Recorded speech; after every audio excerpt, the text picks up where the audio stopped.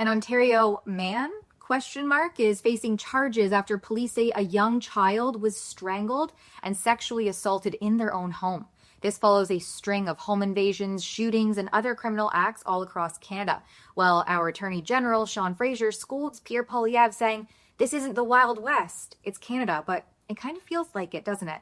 So let's dig in. It means you have the right to use force to defend your home and your family against someone who threatens you and who has entered illegally. Over the weekend, there was breaking news out of Welland, Ontario, and it's absolutely horrifying. A suspect identifying as she/her, 25-year-old Daniel Senecal, was arrested after breaking into a home and committing unthinkable acts against a child under the age of 5. Yes, that's right. It's a toddler, a preschooler, perhaps even a baby. All we know is that it's a child under the age of 5 who was strangled and sexually assaulted in their own bed. Niagara police say the child suffered serious injuries, but thank God for surveillance footage that led to the suspect's quick arrest. Charges include aggravated sexual assault on a minor, choking, break and enter, and sexual interference. If this is the same Danny Senecal, whose Facebook flaunts trans and pride flags with she/her pronouns, and the photos do line up, then it's not hard to notice a reoccurring theme of confusion or instability in cases like this where crimes are perpetrated against children. But this isn't just one sickening case. Canada seems to be spiraling into a crime nightmare. Just last week in Vaughan, a father was murdered in front of his 3 young children during a home invasion that he was defenseless against. This government is not doing anything to resolve and help the honest person. My follow-up, just before Christmas last year, you were pictured with a small business owner, Abdul Aleem Farouki. He was confirmed to be the victim of a home invasion on Saturday, and I was just wondering if you were aware of his murder, what you've heard about it and your thoughts on the situation. Well, my prayers and thoughts go out to the family and my condolences to the Ahmadiyyan community, plus their entire family. It's heart-wrenching. I just got off the phone with the chief out there of York Region Police. They're using every resource they possibly can. And this innocent man got his doors kicked in the middle of the night. 4 people went in there. His 3 kids are there. His wife had a gun to one of the kids. He went to go protect them.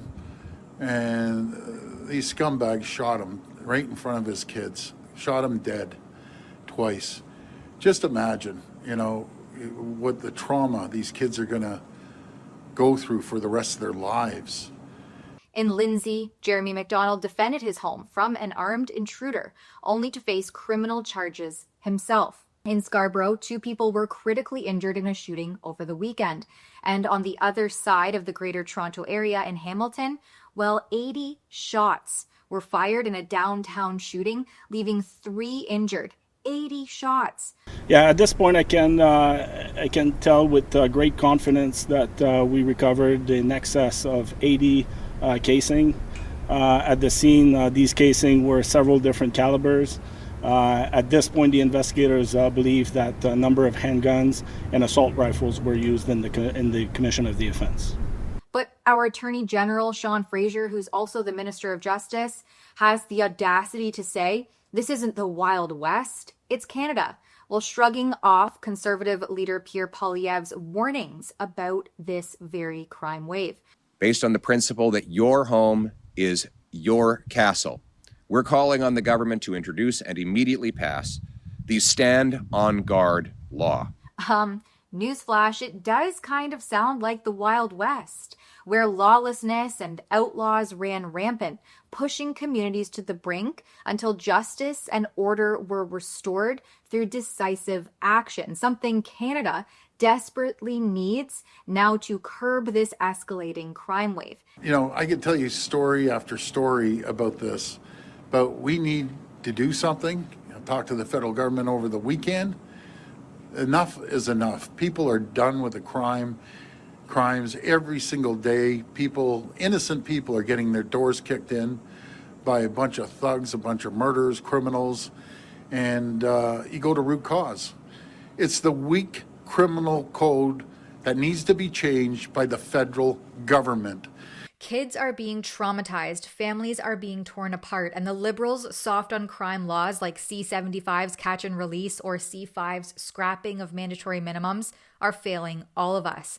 The proof is in the pudding. Senecal had previously been charged with sexually assaulting a minor and was released this past March after spending roughly a year in prison.